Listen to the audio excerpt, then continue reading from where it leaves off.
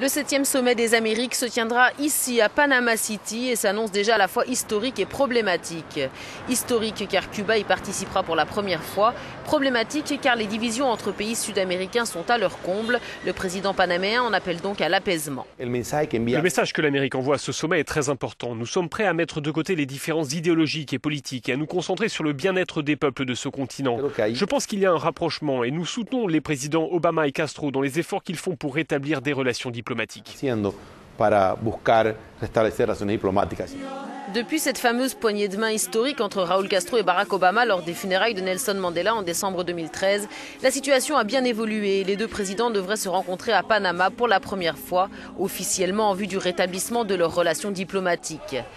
Une fête pour la plupart des Sud-Américains qui réclament depuis des années la réintégration de la Havane dans les instances régionales, mais une rencontre que voient d'un très mauvais œil les dissidents cubains. Le sommet des Amériques réunit tous les 3 ou 4 ans 35 pays d'Amérique du Nord, d'Amérique centrale et d'Amérique du Sud. Un sommet continental en somme, initié en 1994, censé offrir une fenêtre de dialogue sur divers sujets et basé sur les principes de démocratie et de libre-échange.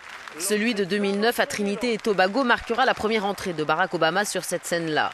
Une entrée réussie dont l'histoire retiendra la rencontre entre le président américain nouvellement élu et son homologue vénézuélien Hugo Chavez, 7 ans après le coup d'État contre lui soutenu par George Bush.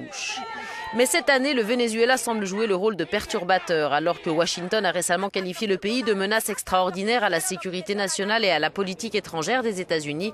Le président vénézuélien a décidé de riposter au Panama.